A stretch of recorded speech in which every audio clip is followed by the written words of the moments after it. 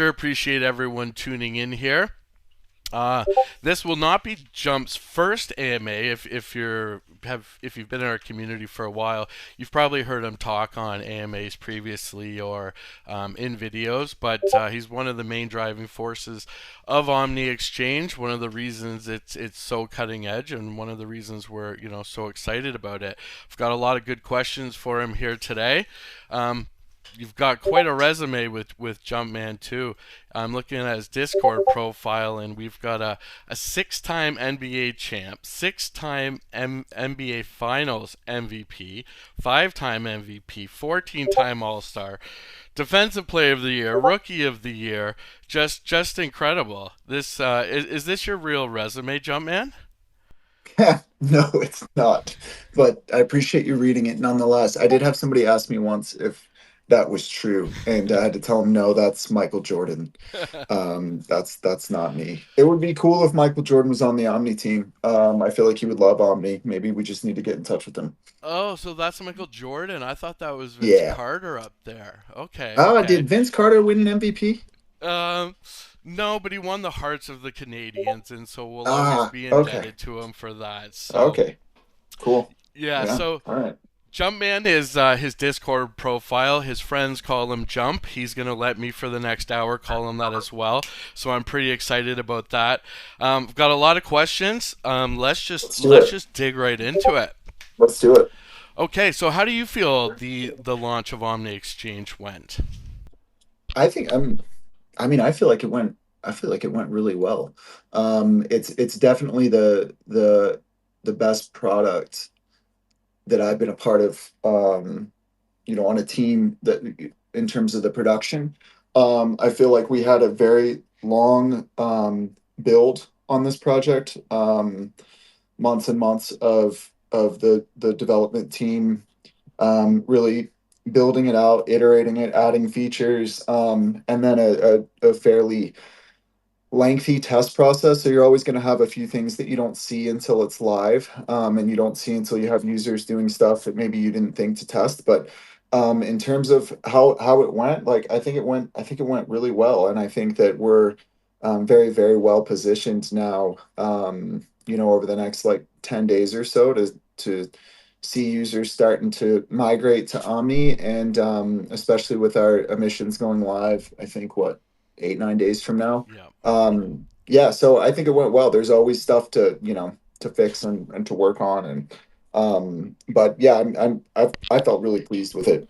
Absolutely. And Madrid had mentioned how this one was 12 o'clock on the dot. This was like Yeah. flicking on the light switch, and it just went out and it worked, right? You're always going to have a little tiny hiccup, but this went out to me without any delays, any hiccups. Like I don't want to say perfect launch maybe, but like a near perfect launch. So We'll take it. congratulations. A lot of Thanks. props go out to you and the Oh, dev team for that. Now, one of the things that was different about this project than the previous ones was this was multi-chain. Um, did you have a lot more trouble in developing this one because of the multi-chain feature? uh, no, no. It's certainly it's more complex than a single chain operation, like without doubt. Just because you have to account for a lot more things. Like just an example, AVAX, Sonic, BNB, those are three out of our six chains, and their native currency is not ETH. So you're always going to have, if you're going multi-chain, especially with chains that are not using ETH or different native currencies, et cetera. Yeah, it's a little more complicated, but I think that there's a little bit of a threshold that once you cross that and you're kind of iterated out multi-chain, uh, you're good to go. So honestly, it was not, I wouldn't say that that was the hardest thing. I think the V4 stuff certainly extremely hard.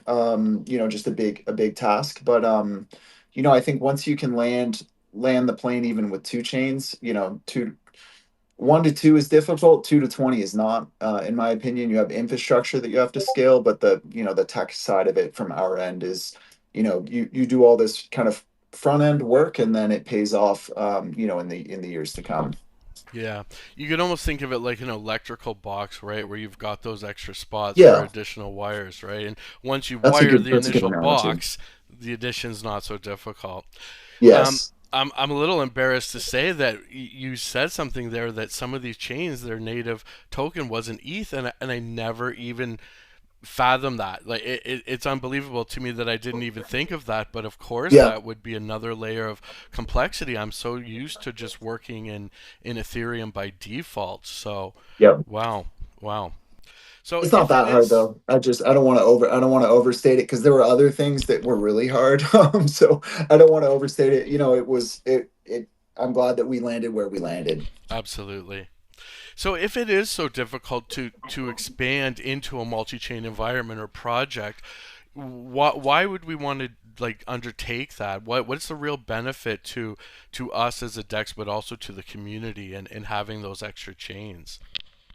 Well, I mean, I think that uh, the DeFi landscape is it's big, it's complicated, it's like it's everywhere, right? So I think having a product that you can like very quickly steer into different chains and having the ability to put liquidity on those chains is a huge asset. So, the idea for Omni is to be everywhere. And that ultimately helps the Omni token if we can be everywhere, if we can be a highly competitive DEX in terms of our liquidity and our pricing, and we're generating a lot of revenue as an exchange, then that's gonna be an enormous benefit to the Omni token. And I know Madrid has talked at length and has done an awesome job of explaining how that works. So, um, that's a value prop that from the dev side, it's like, oh, it's definitely worth it because it will pay off instantly, and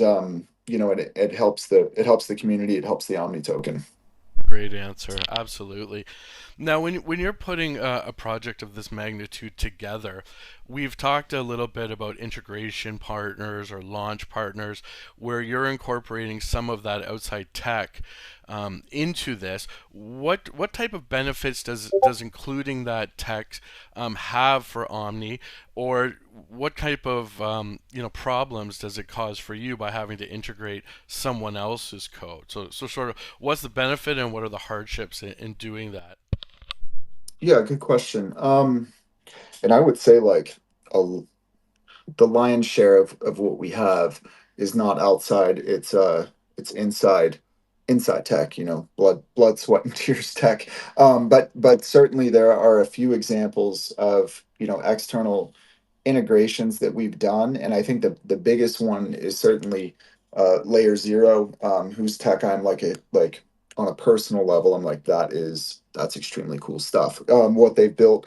So from our end, using Layer Zero, and we're using the V2 standard for the Omni token, allows us to natively move Omni between supported chains. So that means if you let's say that we put there's emissions going to a farm on AVAX, and you're in that liquidity pool and you're earning Omni, you earn native Omni on AVAX, and then you're able to move it back over to base, or move it to any other chain that you like. So that's an example of like a very clear benefit to the DEX of working with Layer Zero on something that they big brained on their own, and it makes a lot of sense. So on the I think did you ask about the difficulty? Was that kind of the Yeah, second yeah, second side of it?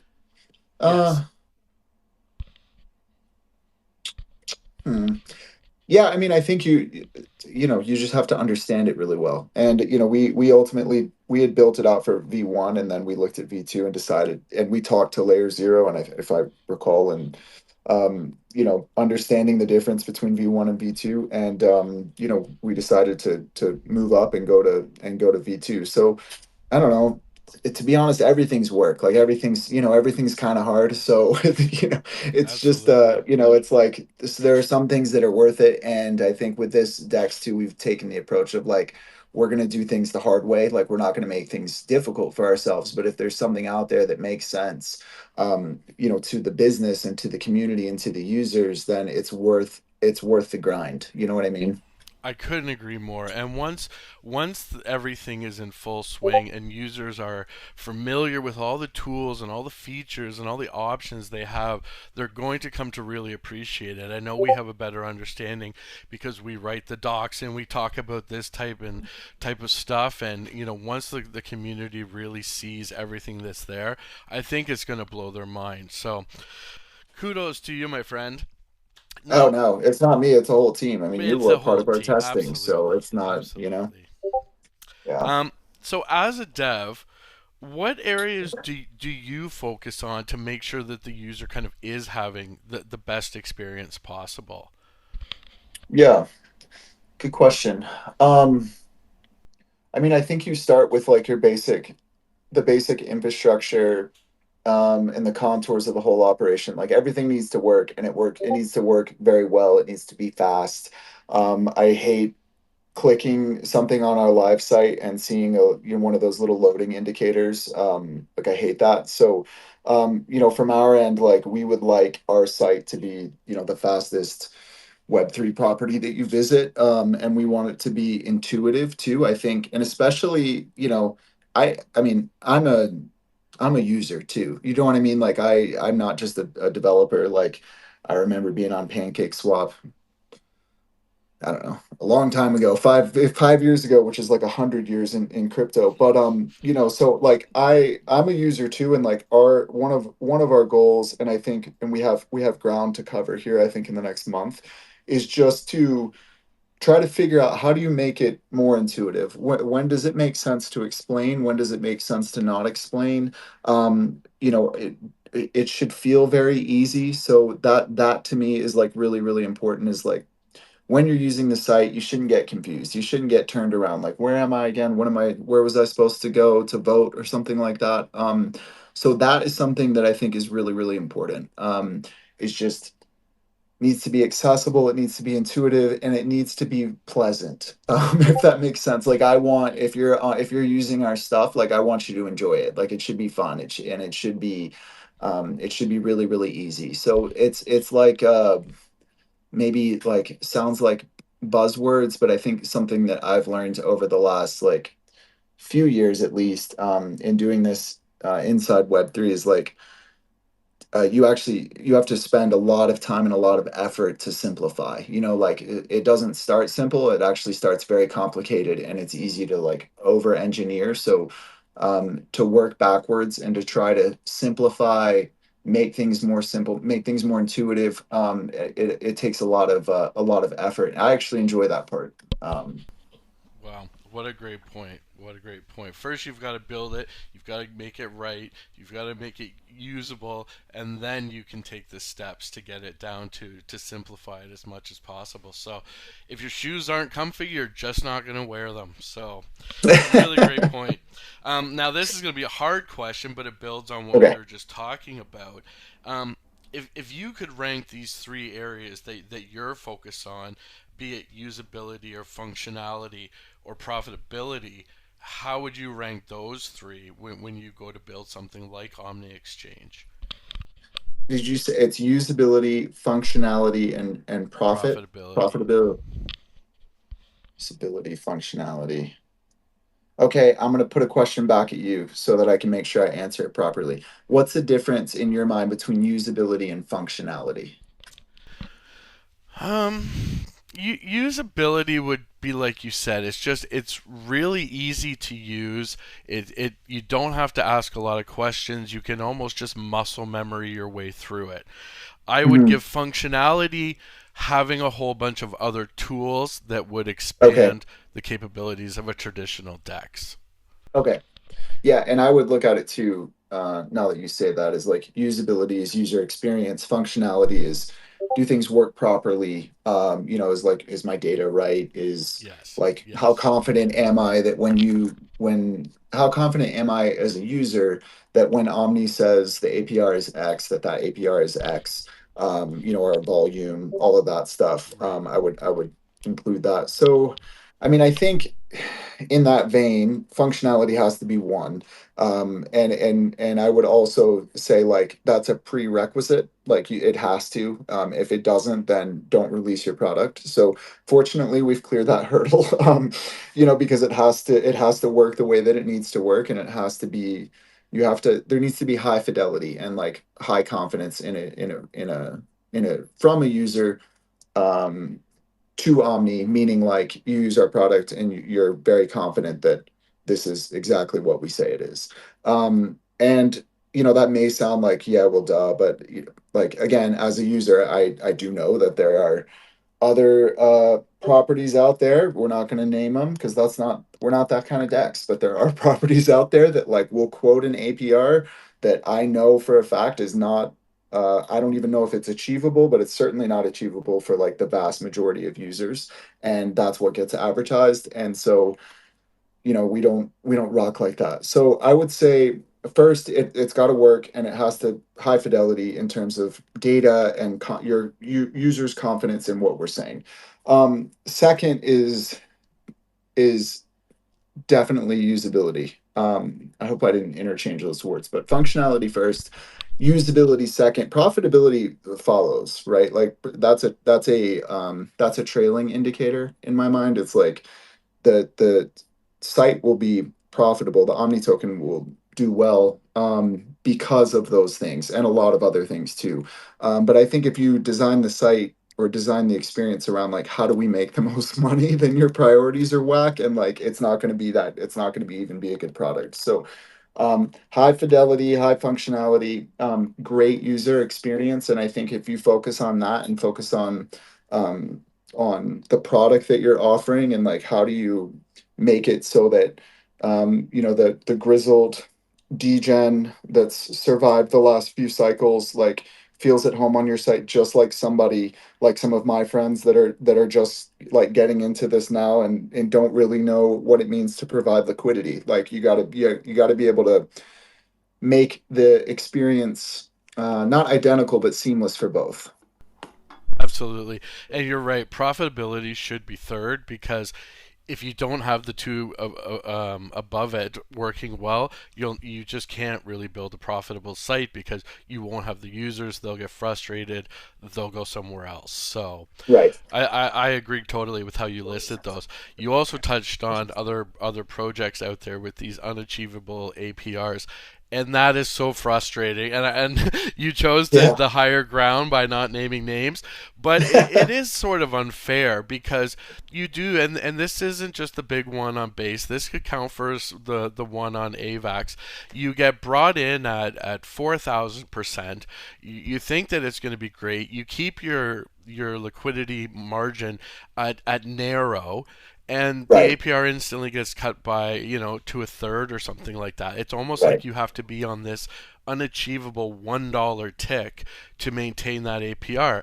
And so when you look at our site and we're not doing that, it's you're not even comparing apples to apples. You're comparing apples to oranges because the apples aren't being truthful in what's Yeah. actually achievable. And so I'm really happy that we chose to be as transparent in everything we do, not just our communication, but the APRs we show. And I think our community appreciates that as well. And when you create a position too, like we'll show you live what your APR is for that position, and as you're creating it and you're making adjustments, like let's say you're doing a narrow, like relatively narrow range on volatile assets. You're moving that range back and forth. Like you can watch your APR move accordingly. And I personally I like that. I think that that's really cool. And it's not. There's some sites that like go out of their way to make it look like it's something that it's not, and then there are other sites that don't offer that kind of that live. It's like live feedback. If you do this, this is going to be kind of the impact on your earnings. So again, from a user, I think that I like that. I like to know what I'm getting. Absolutely. So then, with that being said, and you've got all this usability, you've got the functionality, you're getting into profitability, and you're looking at Omni. How do you know if you've got a good product as a dev? Like, do you ever feel like, wow, we nailed it on this one? Uh, I think we'll know. Well, what came to mind is like the team, like a non-development team will let us know if we don't have a good product. So that's I know, that's maybe like the inverse of it. I don't feel like wow we nailed it to answer that question because from my lens, like my list of things that I want to do and things that I want to improve and all the stuff we've been talking about up to this point, like my list is super deep. So if I could have a month where I didn't have to do anything other than like improve and optimize, that would be terrific. So I don't feel like wow we nailed it, but I do to some extent. I think if you're on our properties right now, if you're on Omni, like it's a banger, I think. So but that that's there's ways to go and things that I want to do and things that the team wants to do, and I'm excited about that. Yeah, How do I know if we made a good? Honestly, I don't know. time will tell, right? User feedback, user experience. But I'm also a pretty like personally. I wish there was like double the number of hours in the day because I look at certain things and like that's trash. We need to fix that. So, yeah. So I think I don't ever like feel good, and I think that's a good thing. Oh, absolutely. You should never be like, we're finished. This is our product. DeFi, Right. Web3, everything. It's always evolving, and you've got to evolve with it if you want to stay cutting edge, like the Omni product is. And so you should never be, I'm finished. You Right. mentioned some good points in that last question. And a lot of it comes down to different parts of the teams focusing on different stuff. As a dev, when you're watching the market, where so many of us seem to be focused almost exclusively on price, are you focusing on price? Are you focusing on trying to time the market when you release a product? Or are you really focused on the tech? What are the other dexes doing? What's the newest thing out there? Um, I in the run up to the launch, I very passively followed the market. Like there would be some days where I probably didn't even check the prices. Once the product is released, like I pay attention to our token because that is a representation of the exchange. So I care about the token and we want the token to do well. But I think that our focus in the build has to be on the product. So if I I think everyone has a lot more fun when the market does well, and so I would love for the market to be doing well, but the price action, like especially daily price action, certainly in the run up to the release, like I'm way less focused on that personally. Absolutely. What's the hardest part of your job, do you think? And what's Working with Madrid. so the same as the rest of the team then. Yeah, Okay. yeah, So what's same the thing. Yeah. easiest part of your job that we might think is a little harder than it actually is? And I know that's a almost an experience question because an experienced user might find things easy, but maybe one thing that you think sounds really difficult, but it's really quite easy for you. Hmm. Ooh, I may have to do another reverse Uno and ask you. I'll answer the easiest part, but so you can be thinking. I'm reverse Unoing like because I don't really know what folks think might seem Yeah, hard. that's a So good if you give point, me a right? couple ideas, Mm-hmm. I would say like easiest part of the job.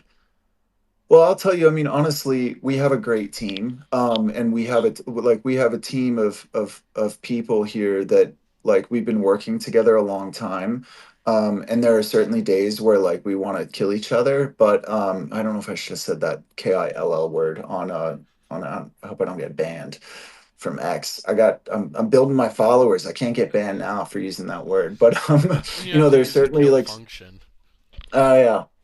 Certainly days where like, just like, friends, you argue or you get on each other's nerves. But we've been working together for a very long time. Like we've hung out in person together, like the whole dev team has, out in Denver and then there's, the non-dev team. And like from my end, it's like it's a lot of fun. to be building a fun product, but to do it with people that like you count as friends. Like I think that that is way more fun than the than not. So to me, kind of that internal team chemistry, doing stuff together, and the camaraderie that's built, especially as you get close to launch, and it's like, oh my God, we did it. We did it together. That is super super fun, and that makes a lot of the other stuff really easy. Spoken like a six-time NBA champ for sure. It's all about the team. All about the team. I don't know what to tell you. I'm keeping it real. All right. Yeah, I should Like have I'm not gonna started with BS you. I'll that. just give you the truth. I should have actually started with that and said, Yeah. can you give us a brief overview of the team and maybe what areas they specialize in, since probably a lot of our community doesn't know about this aspect. So can you give us a brief overview of who's there, how many people, what they focus Yeah. on? I'm not gonna give their Sure, sure. handles and stuff just because I don't know if we have several developers on the team. I would shout out. I'm sure he's not listening, but I definitely want to shout out our backend developer who has done God's work over the last 6 months to get this project out, and a lot of stuff that he has had to do, like in deep down in the trenches of figuring things out and making things work. So you've got like, and if you think about a product like this, you kind of have several different aspects or elements that go into the product. Like you have your contracts, which you interact with. Those are typically, not typically, those are the purview of a backend developer. You have your backend infrastructure.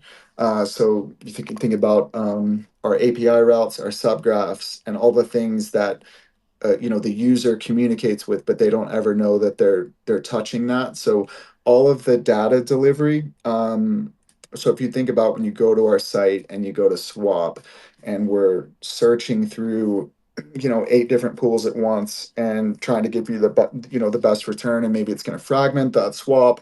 It definitely will, and route it through multiple pools so that you get the best ROI. Like that's a highly data intensive process that has to happen like very fast, right? It needs to be able to go through all of our pools, considering fee tiers, the concentration levels of liquidity, like all of that stuff. And it has to happen really, really fast. And as a user, you don't see any of that, and that's good. Just because you like that'd be boring to look at.